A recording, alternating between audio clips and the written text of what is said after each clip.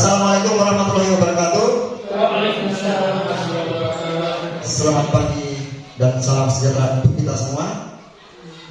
Bagi yang saya hormati Ibu PLT Kepala SD Impres Kota Buku, Bapak Ibu Guru, rekan sejawat SD Impres Kota Buku yang berkenan hadir dalam kegiatan kita pada hari ini, yaitu menyebarkan pemahaman dan penerapan pengalaman budaya positif oleh saya sendiri, calon guru penggerak angkatan 10 Kabupaten Flores Timur.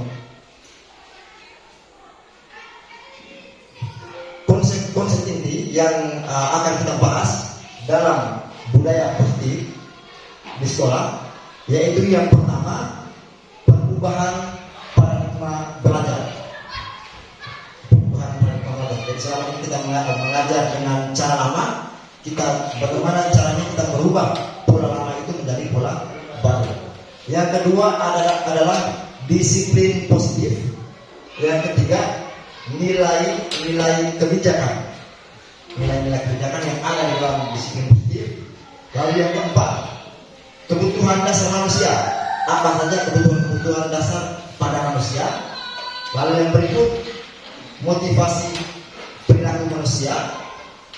Yang berikut, posisi kontrol guru. Kita sebagai guru itu posisi kontrol kita sebagai apa? Selama ini kita mengartikan kita punya posisi. Nah, sebenarnya kita bahas. Lalu yang berikut, keyakinan kelas. Dan yang terakhir adalah segitiga restitusi yang baru-baru saya lewati dalam membuat tugas segitiga restitusi. Nah, yang pertama kita lihat pembelajaran dengan paradigma baru. Pembelajaran dengan paradigma baru merupakan pembelajaran yang dirancang berdasarkan prinsip pembelajaran berdiferensiasi, sehingga para peserta didik belajar sesuai kebutuhannya berdasarkan tahap perkembangan sesuai teori psikologi modern untuk mewujudkan profil pelajar Pancasila. Jadi profil pelajar Pancasila itu ada apa saja? Ada mandiri, ya. Apalagi? Ya, beriman dan bertakwa peraturan yang maha dan berakhlak mulia, berkebinekaan global, bergotong royong, kreatif. Nah, itu masuk dalam profil pelajar Pancasila. Nah, miskonsepsi tentang teori kontrol. Selama ini kita berpikir guru yang memegang kendali untuk anak-anak. Nah, dari selama ini kita berpikir bahwa guru bisa mengontrol murid. Jadi murid itu baik atau tidak yang ke depan tergantung gurunya. Selama ini kita berpikir begitu. Yang kedua, ilusi bahwa semua penguatan positif, efektif dan bermanfaat. Jadi semua penguatan yang kita berikan kepada anak itu kita anggap itu sudah berhasil, itu efektif, itu bermanfaat untuk anak depan. Dan segala yang kita buat untuk anak itu sangat bermanfaat untuk anak depan. Dalam pikiran kita selama ini seperti itu. Lalu yang berikut, ilusi bahwa kritik dan membuat rasa bersalah mampu menguatkan karakter murid. Jadi misalnya murid terlambat, kita marah dia, kita kritik dia, kita buat dia merasa bersalah, itu akan mampu menguatkan karakter dia. Itu selama ini kita berpikir seperti itu. Yang berikut, ilusi bahwa orang dewasa berhak memaksa. Sehingga kita sebagai orang dewasa kita berhak untuk memaksa peserta didik. Itu miskonsepsi ya. Selama ini yang kita berpikiran itu seperti itu. Sekarang kita sandingkan dengan teori kontrol. Jadi stimulus respon. Tadi ini miskonsepsi tentang teori kontrol. Nah, ini stimulus responnya yang selama ini kita berpikir seperti ini. Teori kontrol itu seperti apa? Jadi kita lihat yang pertama, realitas. Yang selama ini kita berpikir, realitas kita sama. Jadi kita dengan peserta didik itu kita anggap sama pemikirannya. Sehingga misalnya kita mengajar matematika atau IPA atau mata pelajaran apa saja di kelas, kita menjelaskan, anak-anak tidak paham, kita memarahi dia, kita harus memaksa dia supaya otak dia itu sama seperti kita, mengerti sama seperti kita. Nah, kita paksa dia bagaimana caranya harus mengerti. Nah, tetapi dalam teori kontrolnya realitasnya kita berbeda. otak dewasa dengan otak anak-anak berbeda. Lalu yang kedua, semua orang melihat hal yang sama. Jadi apa yang sama ini kita berpikir seperti itu ya. Semua orang melihat hal yang sama. Jadi kita dengan sendiri kita melihat satu hal yang sama. Jadi contohnya cita-cita contohnya. Kita inginkan cita-cita anak-anak itu harus seperti ini. Tetapi anak-anak mereka berpikir lain. Jadi kita memaksakan anak untuk bercita-cita sama seperti yang kita pikirkan itu. Itu stimulus responnya. Tapi setiap orang memiliki gambaran yang berbeda. Setiap orang memiliki gambaran yang berbeda. Itu realitanya. Yang berikut kita mencoba mengubah orang agar berpandangan sama dengan kita. Selama ini kita berpikir kita harus ubah orang itu supaya dia berpikiran sama dengan kita. Tetapi teori kontrolnya kita berusaha untuk memahami pandangan orang lain tentang dunia. Yang berikut, perilaku buruk dilihat sebagai suatu kesalahan. Jadi anak-anak yang bersikap tidak baik, tidak sopan, itu kita anggap sebagai sebuah kesalahan. Atau datang terlambat, atau pada saat istirahat dia masih terlambat, itu kita anggap sebagai sebuah kesalahan. Tetapi teori kontrolnya bahwa semua perilaku pasti memiliki tujuan. Contohnya dia datang terlambat, pasti ada dia punya sisi. Menurut dia toh, di rumah mungkin dia ada bantu orang tuanya sehingga datang terlambat. Sedangkan guru melihat pada sisi sendiri. Kita hanya melihat posisi dia terlambat itu saja. Tidak mencari tahu kenapa dia terlambat, lalu apa yang dia buat di rumah. Lalu yang berikut, stimulus responnya, orang lain bisa mengontrol saya. Dalam stimulus responnya, orang lain bisa merespon saya. Tetapi dalam teori kontrol, hanya saya sendiri yang bisa mengontrol diri saya. Hanya saya sendiri yang bisa mengontrol diri saya sendiri. Lalu yang berikut, saya bisa mengontrol orang lain dalam stimulus responnya, tetapi dalam teori kontrolnya Anda tidak bisa mengontrol orang lain. Nah, yang berikut, pemaksaan ada pada saat bujukan yang gagal. Jadi pada saat kita suruh anak lalu anak tidak mau, kita paksa dia, kita bujuk dia karena gagal, kita paksa dia, saya pukul dia. Nah, itu dalam stimulus responnya. Tetapi dalam teori kontrol, kolaborasi dan konsensus menciptakan pilihan baru. Jadi kalau kita suruh anak tidak mau, bagaimana caranya dengan halus agar anak mau. Jadi tidak dengan cara memaksa atau pukul. Yang berikut, model berpikir menang atau kalah. Nah, kita selalu berpikir kita menang atau kalah, tetapi dalam teori kontrolnya, model berpikirnya saya menang, Anda menang. Baik, itu mengubah paradigma dari stimulus respon ke teori kontrol. Nah, sekarang kita lihat disiplin positif. Dari disiplin ini berasal dari bahasa Latin disiplina, ya. Disiplina yang artinya belajar. Disiplin mengacu pada disiplin diri yang memiliki tanggung jawab terhadap apa yang dilakukannya berdasarkan nilai-nilai yang diyakini. Disiplin positif merupakan salah satu cara penerapan yang bertujuan untuk menumbuhkan kesadaran serta memperdayakan peserta didik tanpa imbalan, penghargaan, ancaman atau hukuman. Sebagai pendidik, tujuan kita adalah menciptakan anak-anak yang memiliki disiplin diri sehingga mereka bisa berperilaku dengan mengacu pada nilai-nilai kebijakan universal dan memiliki motivasi intrinsik bukan ekstrinsik. Jadi untuk disiplin diri, anak-anak bersikap disiplin jangan berasal dari guru-gurunya. Misalnya karena takut guru sehingga mereka disiplin, tetapi mereka disiplin melalui kesadaran diri intrinsik. Jadi kita mungkin selama ini anak-anak kerjakan sesuatu atau anak-anak terlambat, mereka berusaha tepat waktu itu karena ekstrinsik, karena takut guru, sebentar belum pukul. Tetapi seharusnya itu kita buat bagaimana sehingga rasa disiplin itu tertanam dari dalam diri mereka, dari kesadaran diri mereka. Nah, nilai-nilai kebijakan yang harus kita terapkan Yaitu yang pertama, profil pelajar Pancasila. Ini contoh nilai kebijakan dari organisasi atau institusi. Nah, dari profil pelajar Pancasila itu ada beriman, bertakwa kepada Tuhan, berakhlak mulia, berkebinekaan global, gotong royong, mandiri, kreatif, dan bernalar kritis. Itu dari nilai kebijakan dari profil pelajar Pancasila. Jadi profil pelajar Pancasila itu kita ingin mencapai ini, mencapai murid yang beriman, murid yang berakhlak mulia, murid yang berkebinekaan global, murid yang suka gotong royong, murid yang mandiri, murid yang kreatif, dan murid yang bernalar kritis. Sedangkan dari life skill itu dapat dipercaya, lurus hati, pendengar yang aktif, tidak merendahkan orang lain, dan memberikan terbaik dari diri.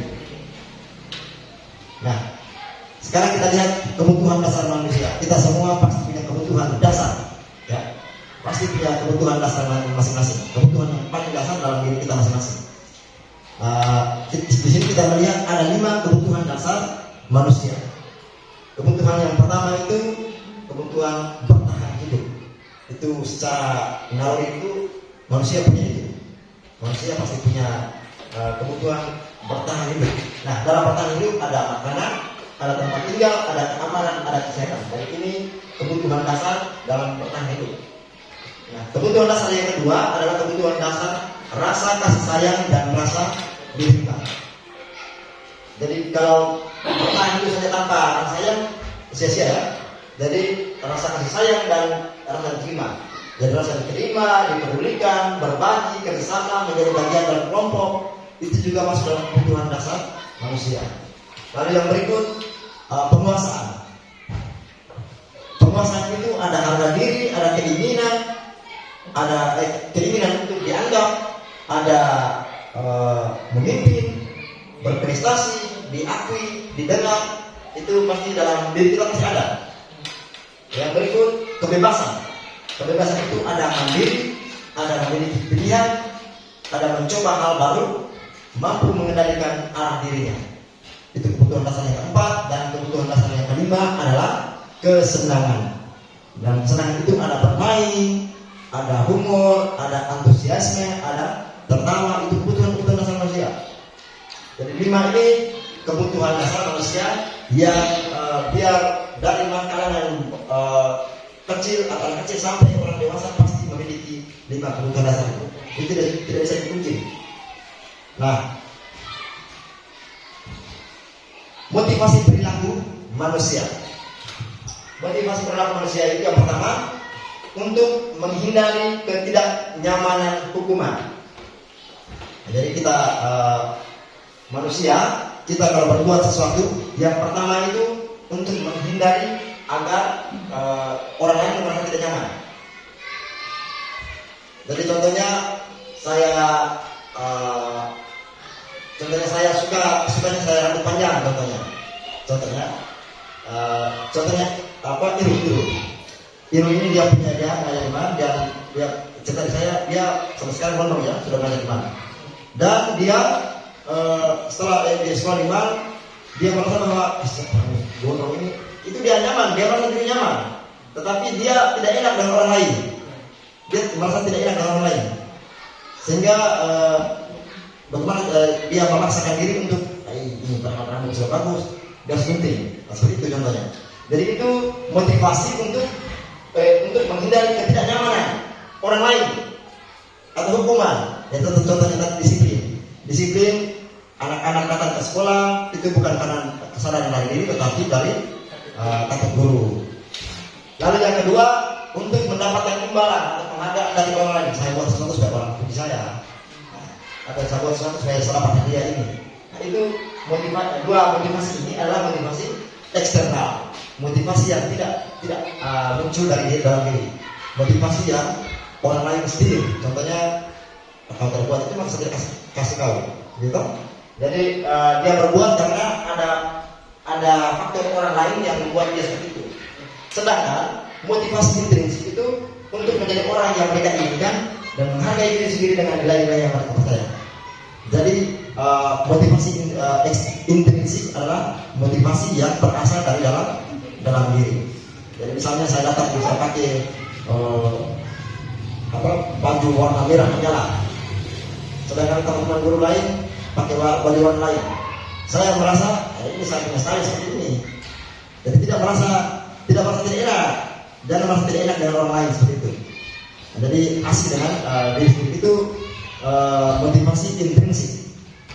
Nah, yang berikut kita lihat berhubungan dengan motivasi intrinsik ini ada tiga, ya, yaitu hukuman, konsekuensi, dan restitusi. Nah, dan ini sering kita adakan sering buat di sekolah. Coba dari tiga ini yang mana yang paling sering kita buat itu? Dari tiga ini, yang paling sering kita buat itu di hukuman, konsekuensi, atau restitusi.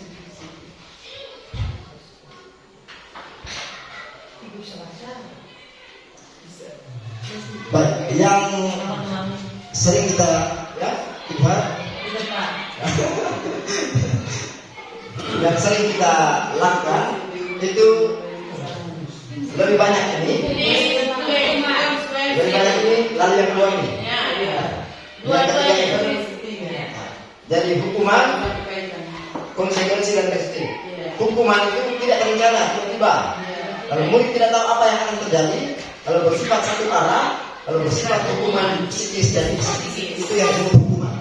Dan contohnya seperti murid tidak pakai seragam, datang ke titiknya langsung pokpak atau suruh berlutut, itu hukuman. Dan itu terjadi tiba-tiba tanpa berencana. Jadi kita dari rumah datang ke sekolah juga tidak merencanakan untuk sebentar pukul anak. Tidak mungkin seperti itu. Datang lalu spontan kita lihat anak terlambat kita pukul, maka itu tidak terencana atau tiba-tiba. Lalu yang kedua, murid juga tidak tahu apa yang akan terjadi. Jadi murid tidak tahu, misalnya dia terlambat, dia tidak tahu sebentar ini saya kena pukul, atau saya berlutut, atau saya itu dia tidak tahu. Karena yang tahu cuma gurunya. Gurunya yang sebentar dia kasih apa spontan itu. Lalu yang berikut bersifat satu arah. Artinya hanya dari guru kepada siswa. Hanya dari guru yang memberikan hukuman kepada siswa. Tidak mungkin siswa balas memberikan hukuman kepada guru. Baik, yang berikut bersifat hukuman fisik dan psikis. Kalau fisik itu pasti dengan tampar atau cubit atau apapun yang membuat badan sembuh. Tetapi kalau psikis maka dalam bentuk membuat mental anak atau membuat sikap anak jatuh. Itu dalam bentuk mungkin marah atau membuat dia merasa bersalah, itu dalam bentuk psikis. Nah, yang berikut konsekuensi itu terencana, disepakati sesuai aturan. Jadi contohnya kita buat aturan di sekolah, datang jam 7. Pembelajaran mulai setelah itu dikasih, lalu pembelajaran mulai jam 7.15. Nah, anak-anak sudah tahu aturan, tapi datang terlambat. Maka kita membuat hukuman ke dia itu berdasarkan kesepakatan yang kita sepakati. Itu konsekuensinya. Jadi Anda terlambat, nah ini aturan yang seperti ini. Maka konsekuensinya apa? Itu konsekuensi. Lalu murid tetap dibuat tidak nyaman. Lalu yang terakhir sifat guru selalu memonitor murid. Lalu yang berikut restitusi. Restitusi ini yang disuruh agar kita bisa melakukan restitusi ini di sekolah. Proses menciptakan kondisi bagi murid memperbaiki kesalahannya. Lalu yang berikut proses kolaboratif yang mengajarkan murid untuk mencari solusi sendiri. Oke. Lalu yang berikut kita melihat 5 posisi kontrol kita sebagai guru. Jadi posisi kontrol kita ada 5. Yang pertama kita ini sebagai penghukum. Yang kedua kita ini sebagai pembuat merasa bersalah. Seperti kita lihat contohnya penghukum, pembuat merasa bersalah. Yang berikut kita guru sebagai teman bagi murid. Yang berikut kita guru sebagai pemantau. Yang berikut kita guru sebagai manajer. Kita lihat contoh penerapan 5 posisi kontrol tadi. Ada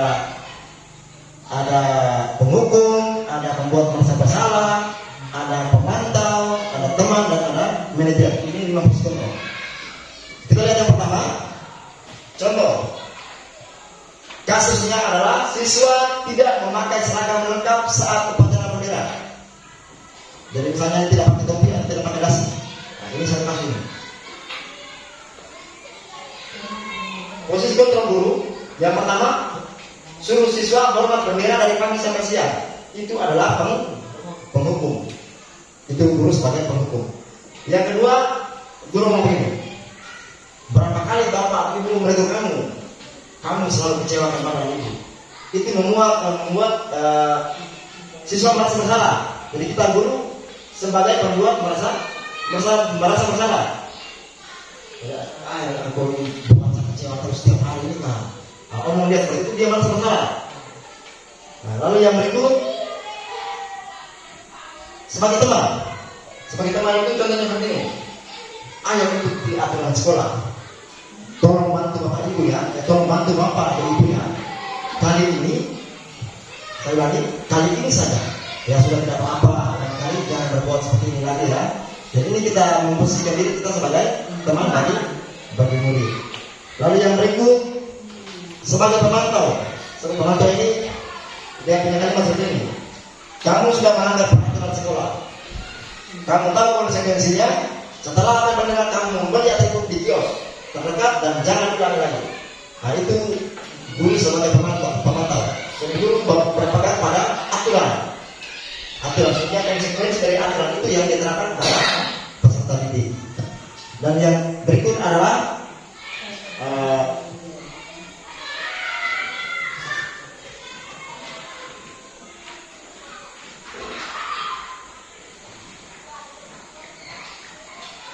sebagai manajer saya tidak masuk ke ya. Sebagai manajer itu contoh kalimatnya seperti ini. Apakah kamu sudah melakukan kesalahan? Bagaimana caranya agar kamu bisa memperbaiki kesalahan kamu seperti itu? Nah, jadi kita menawarkan solusi, kita menawarkan agar anak itu memecahkan masalah sendiri. Itu kita sebagai manajer. Nah, sekarang kita lihat posisi kontrolnya. Kalimat di depan ini, saya kecewa sekali dengan kamu. Ini kita posisi kontrol guru sebagai apa? Tapi bu, saya kecewa sekali dengan kamu. Posisi kontrol kalimat ini posisi kontrol sebagai apa bu? Ya, membuat merasa bersalah. Saya kecewa sekali dengan kamu. Maka murid akan merasa bersalah. Guru sebagai pembuat merasa bersalah.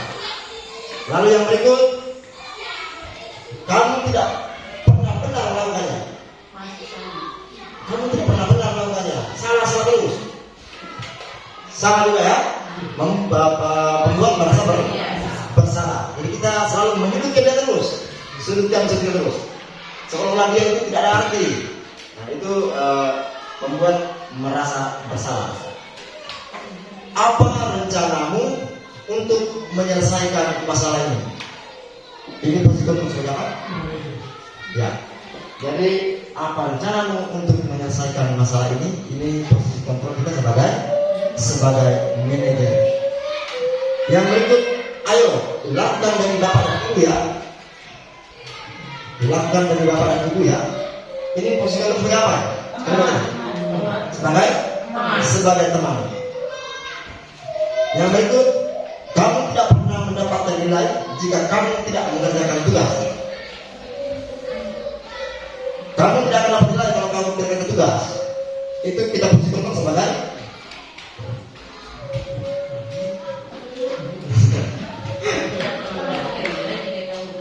kamu tidak akan pernah mendapat nilai jika kamu tidak mengerjakan tugas. Itu masuk dalam pemantau. Jadi anak tidak akan dapat nilai jika dia tidak mengerjakan tugas. Baik, sekarang kita masuk pada keyakinan kelas. Keyakinan kelas. Kenapa keyakinan kelas? Kenapa bukan peraturan di kelas? Jadi mungkin di kelas kita masing-masing belum ada keyakinan kelas ya. belum ada keyakinan kelas ya. Jadi keyakinan kelas itu dibuat secara bersama-sama dengan peserta didik. Keyakinan kelas itu keyakinan yang dibuat bersama-sama peserta didik, yang disepakati secara universal, tidak memandang suku, tidak memandang negara, tidak memandang bahasa, tidak memandang agama. Baik, penentuan keyakinan kelas itu bersifat abstrak. Lalu yang berikut berupa pernyataan yang universal atau pernyataan yang umum. Lalu yang berikut kalimatnya sedikit saja agar mudah diingat. Yang berikut sesuai dengan kondisi kelas atau sekolah agar mudah diterapkan. Yang berikut semua warga kelas dilibatkan untuk membuat keyakinan kelas. Jadi contohnya keyakinan kelas. Contohnya kalimat disiplin. Dalam keyakinan kelas ada kalimat disiplin. Nah, di dalam kalimat disiplin ini, kata disiplin ini pasti muncul disiplin berpakaian. Ada nilai-nilai pasti di dalam. Disiplin berpakaian, disiplin waktu. Semua disiplin itu tergabung dalam satu disiplin itu. Dari kata yang universal, kata yang umum. Nah, itu pembuatan keyakinan kelas. Yang berikut adalah segitiga restitusi. Nah, segitiga restitusi ini ada 3 sisi segitiga. Yang bawah itu validasi tindakan yang salah. Yang berikut adalah menanyakan keyakinan. Yang berikut adalah menstabilkan identitas. Secara urutan yang pertama itu menstabilkan identitas. Yang kedua itu validasi tindakan yang salah. Yang berikut adalah menanyakan keyakinan. Jadi segitiga restitusi ini kita terapkan pada saat anak membuat sebuah kesalahan. Nah, membuat sebuah kesalahan, coba kita atasi dengan segitiga restitusi. Ya. Jadi ini salah satu cara untuk membuat anak dapat bertanggung jawab atas kesalahannya. Jadi contohnya menstabilkan identitas. Yang pertama tadi menstabilkan identitas, yang bagian atas itu kalimat-kalimat yang ada dalam menstabilkan identitas itu ini. Berbuat salah itu tidak apa-apa. Yang kedua, tidak ada manusia yang sempurna. Yang berikut, saya juga pernah melakukan kesalahan seperti itu. Yang berikut, kita bisa menyelesaikan ini. Lalu bapak atau ibu tidak tertarik mencari siapa yang salah atau siapa yang benar, tapi bapak ibu ingin mencari solusi dari permasalahan ini. Yang berikut, kamu berhak merasa itu. Apakah kamu sudah menjadi teman yang baik buat dirimu sendiri? Nah, ini adalah menstabilkan identitas. Nah, beda dengan kita sini ya. Kita kalau sudah salah itu datang bertanya lagi. Langsung. Jadi yang pertama ini menstabilkan identitas. Lalu yang kedua, jadi yang pertama ini menstabilkan identitas ini membuat siswa merasa nyaman ya. Membuat siswa merasa nyaman sehingga dia bisa menceritakan masalahnya. Yang kedua, validasi tindakan yang salah. Kita harus validasi bahwa tindakannya itu salah. Maka kalimat-kalimatnya itu, padahal kamu bisa melakukan yang lebih buruk hari ini ya. Lalu yang berikut, kamu pasti punya alasan mengapa melakukan hal itu. Yang berikut, kamu patut bangga pada dirimu sendiri karena aku telah melakukan sesuatu yang penting buatmu. Yang berikut, kamu boleh mempertahankan sikap itu, tapi kamu harus menambahkan sikap yang baru. Nah, jadi ini adalah validasi tindakan yang salah. Lalu yang berikut, menanyakan keyakinan. Menanyakan keyakinan itu keyakinan kelas yang kita coba di kelas tadi. Apa yang kita percaya sebagai kelas atau sebagai keluarga. Yang berikut, apa nilai-nilai umum yang kita telah sepakati. Yang berikut, apa bayangan kita tentang kelas-kelas yang ideal. Lalu yang berikut, kami mau jadi orang yang seperti apa. Jadi ini dari 3 komponen ini, 3 institusi ini kita gabungkan untuk memecahkan masalah siswa. Nah, jadi di sini disediakan sebuah video, kita perhatikan videonya.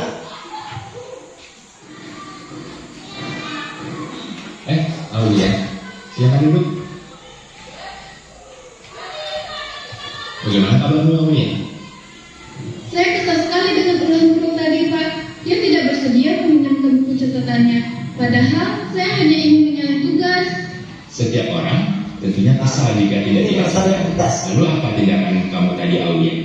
Tadi saya robek buku catatannya, tapi cuma sampelnya aja kok, Pak. Kesel banget saya. Wajar jika kita emosi. Nah, Lalu, ini apa Aulia puas dengan tindakan itu? validasi tindakan yang salah. Tidak, Pak. Saya akui saya salah. Artinya ada menang salah. Catatannya. Lantas, seperti apa sikap yang Nah, Aulia ini yakini? banyak ini aja. Harusnya saya lebih sabar dan menghargai milik orang lain. Jadi, apa rencana Aulia untuk memperbaiki keadaan ini? Saya akan meminta maaf kepada Dia guru. sendiri yang Dan mau saya bikin solusinya. bersedia untuk mengganti sampul bukunya yang saya rusak tadi. Gimana, Pak? Setuju. Bagaimana perasaanmu jika sudah melakukan tindakan yang kamu yakini itu, Aulia? Tentunya saya akan menjadi pribadi yang lebih tenang dan sabar, Pak. Baiklah, Aulia. Mari kita pikirkan penyelesaian masalah ini. Jika perlu, kita panggil dulu. Bagaimana? Siap, Pak. Terima kasih, Pak. Nah, jadi penyelesaian masalahnya langsung singkat saja. Jadi kita tidak harus memarahi dia, tapi kita tanyakan karena tadi memvalidasi yang mensampaikan identitas. Setelah itu validasi tindakan yang salah. Setelah itu menanyakan keyakinan kelas. Ini yang saya buat pada tugas kemarin ya, yang anak Fir yang salah itu sama segitiga restitusi yang videonya seperti ini. Menyelesaikan masalah, tapi dengan siswa sendiri yang menyelesaikan dia masalah. Dia memikirkan saat diskusi seperti apa. Nah, baik, jadi itu penyelesaian masalah dalam segitiga restitusi. Nah, kita masuk pada itu, Bapak Ibu. Dalam penerapan program disiplin positif, hendaklah guru memiliki standar kepribadian, profesional dan sosial yang baik, di mana guru mampu merefleksi dirinya dalam posisi kontrol saat ini, bagaimana perjalanan dirinya sebagai among atau manajer. Jadi guru tadi menyelesaikan masalah restitusi tadi, itu guru sebagai manajer, bukan penghukum, bukan pemantau, bukan juga sebagai teman, tapi sebagai manajer yang menuntun murid-muridnya menjadi insan yang mandiri, merdeka, dan bertanggung jawab. Baik, sekian pemaparan materi tentang budaya positif dari saya. Terima kasih atas partisipasi dari Ibu yang sudah mengundangkan undangan saya untuk mengikuti kegiatan ini. Terima kasih, saya akhiri. Wassalamualaikum warahmatullahi wabarakatuh.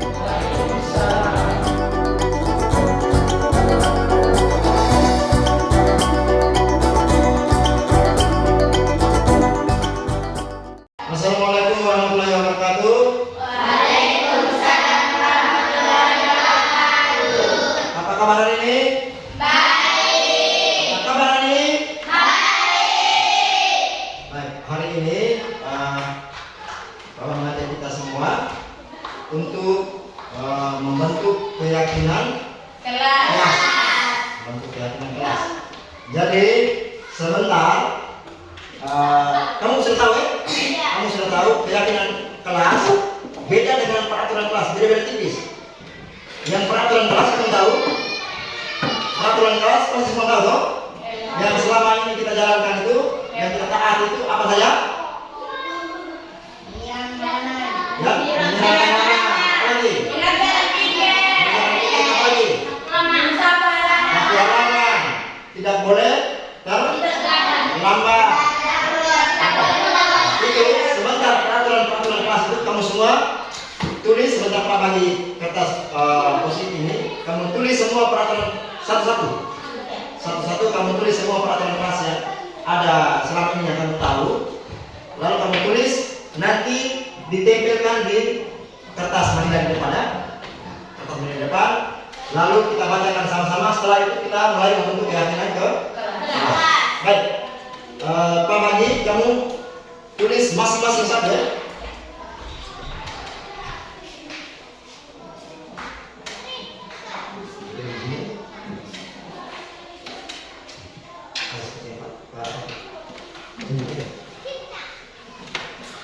Inilah kita kalian.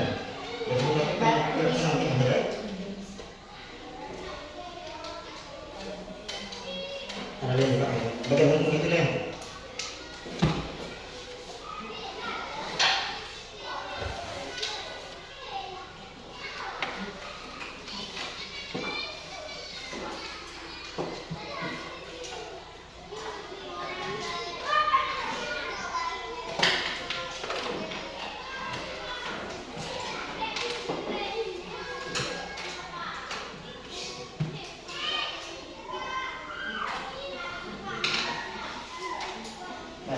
Masing-masing tulis satu peraturan kelas atau satu larangan yang selama ini kita jalani, lalu setelah tulis maju dan tempel di depan di papan ini, di kertas plan ini, di kertas plan ini ya.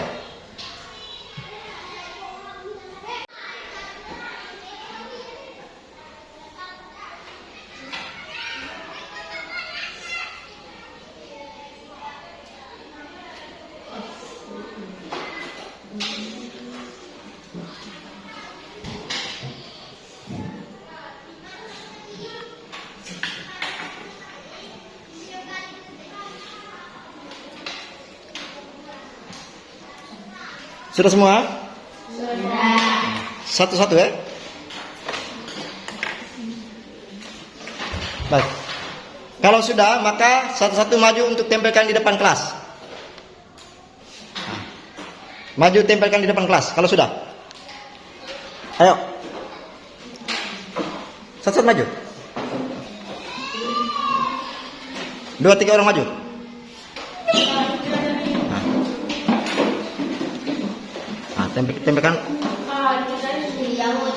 Tempelkan yang benar ya.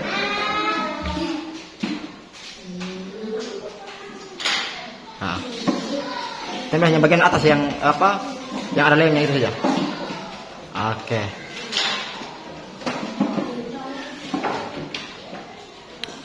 Oke. Yang lain dong? Baik, bisa sebutkan.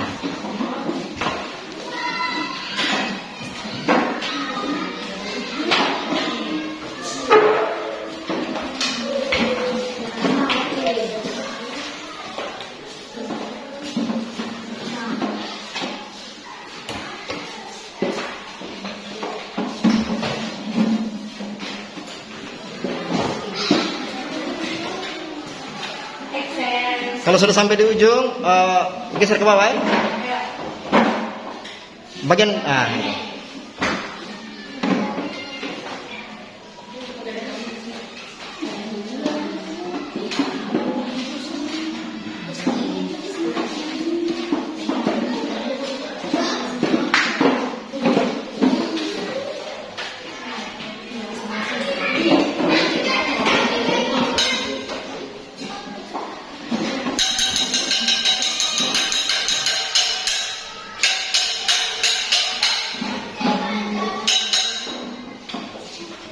Oke. Baik, setelah kita menuliskan keyakinan kelas tadi, sekarang satu orang maju berdiri dan bacakan apa yang sudah kita tulis itu di atas itu, masing-masing. Jadi satu orang maju baca setiap aturan kelas yang ditulis itu di depan kelas. Coba satu orang maju, Nona. Kalau terlalu tinggi maka biar berdiri di atas kursi. Geser kursi ke sana lagi. Ini Ya. tidak boleh terlambat. Tidak boleh terlambat. Apalagi? Baca terus semua itu. Jangan mencoret dinding. Tidak boleh menyontek. Tidak boleh ribut. Memakai seragam yang lengkap. Tidak mencoret meja. Berdoa sebelum mulai pelajaran.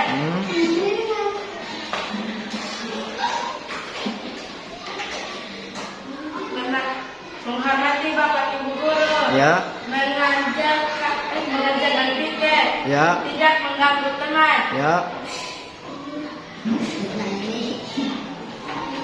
buang sampah di tempatnya, Ya. harus bilang ke teman,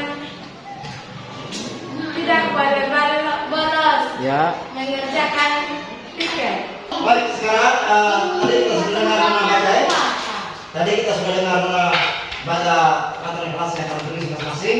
Tidak boleh terlambat. Jangan mencoret dinding, tidak boleh menyontek, tidak boleh ribut. Memakai seragam yang lengkap, tidak mencoret meja. Berdoa sebelum mulai pelajaran, mengerjakan piket, tidak mengganggu teman, buang sampah di tempatnya. Harus bilang ke teman baru mengambil apa yang kita pinjam, ya benar. Tidak boleh bolos dan mengerjakan PR. Baik. Jadi ada sekitar 2, 4, 6, 7, 8, 9, 10, 11, 12, 13. Ada 13 aturan kelas yang kita tulis masing-masing. Ya. Sekarang kita lihat. Sekarang kita membuat keadaan kelasnya. Kalau tidak boleh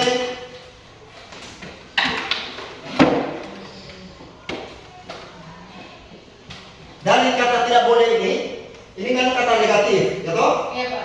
Kalimat tidak boleh terlambat itu kata atau kalimat yang negatif. Kita bawa kalimat negatif ini ke kalimat positif. Baik.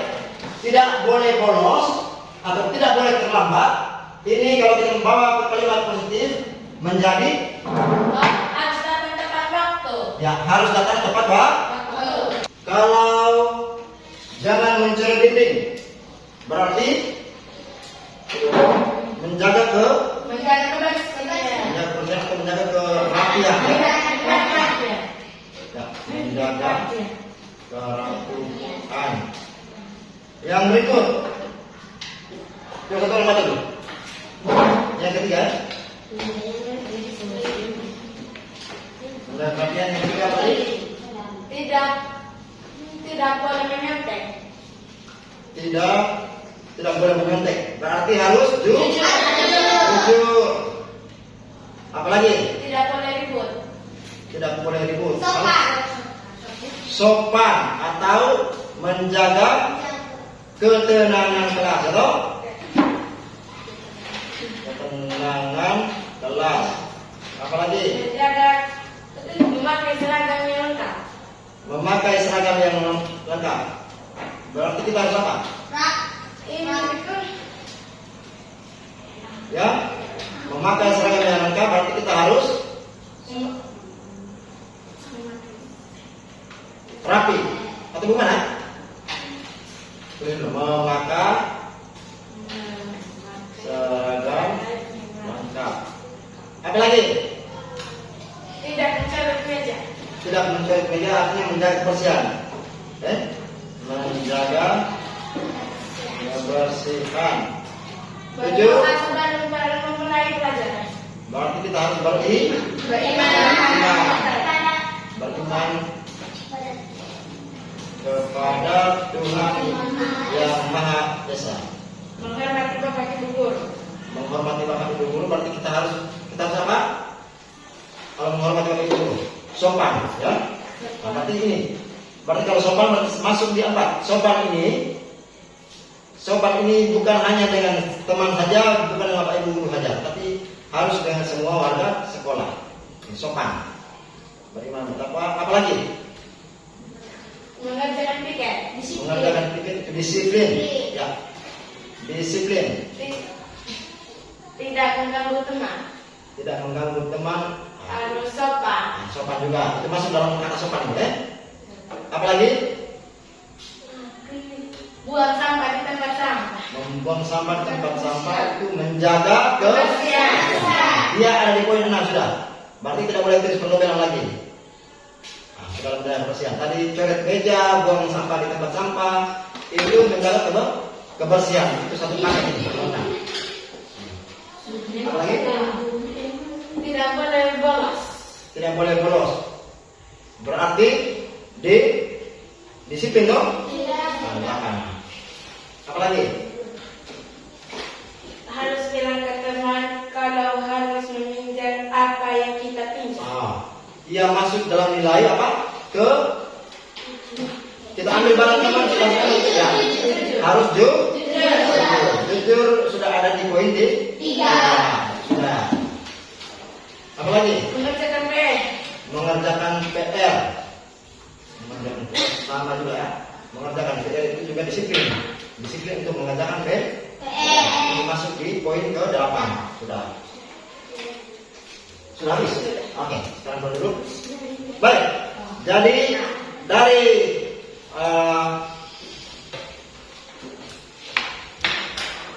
peraturan kelas yang kami tulis tadi, kita menghasilkan 8 keyakinan kelas. Coba kita baca sama-sama. Yang pertama,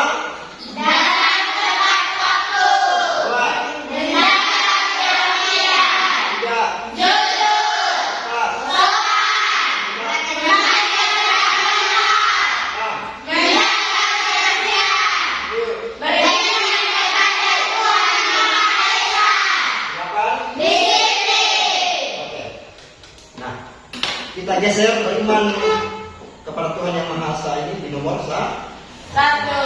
Kita harus terlebih dahulu mengutamakan Tuhan. Tuhan nomor 1. Oke. Sekarang dari 8 ini beriman, datang tepat waktu, menjaga perhatian, mana yang poinnya sama, nilainya sama. Jadi tidak perlu satunya kita hapus ya, karena nilainya sama. Contohnya, kalau menjaga kerapian, maka sama dengan memakai seragam lengkap. Betul? Memakai seragam yang lengkap. Maka memakai seragam yang lengkap ini kita hapus. Berarti kita ganti dengan kata kerapian. Ini sudah termasuk dengan memakai pakaian seragam yang lengkap. Baik. Perhatian. Apalagi? Datang tepat waktu. Dia sama nilainya dengan apa? Disiplin. Seperti kalau kita tulis datang tepat waktu, di bawahnya ada disiplin, berarti sama loh. Kita harus hapus satu dan kita ambil kata disiplin sebagai kata yang universal atau kata-kata yang umum. Disiplin ini tidak menyangkut tepat waktu saja. Disiplin mengerjakan PR, disiplin mengerjakan tiket, disiplin memakai pakaian seragam, itu masuk dalam kata disiplin. Kita hapus. Baik. Bagaimana peraturan Yang Maha Esa, kerapian, coba baca sama-sama.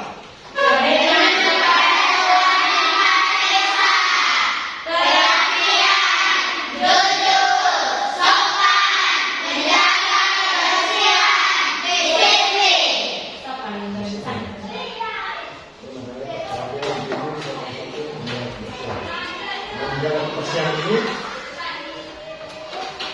masuk dalam kerapian ya.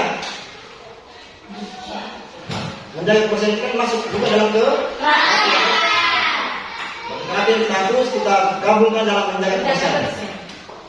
Oke. Coba ini finalnya. Sama-sama baca. Berteman.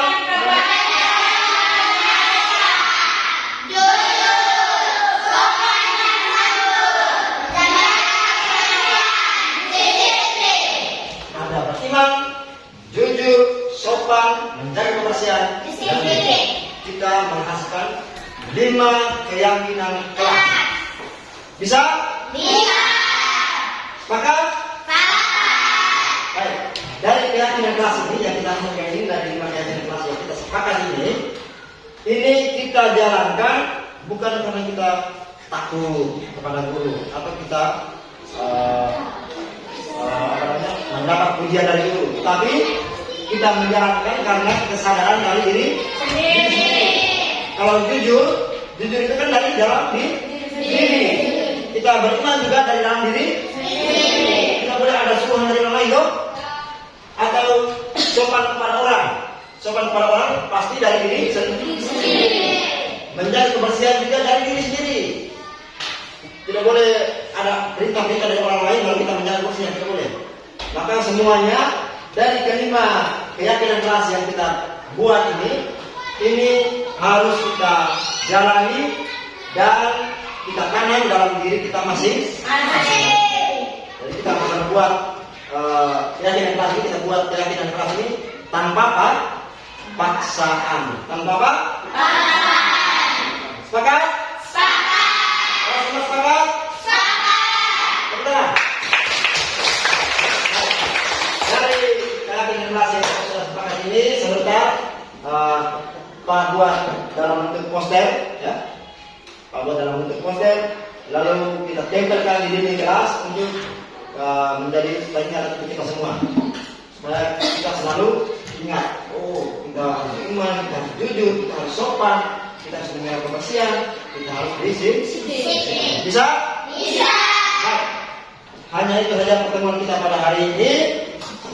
Selamat pagi untuk kita semua. Pagi. Silakan keluar.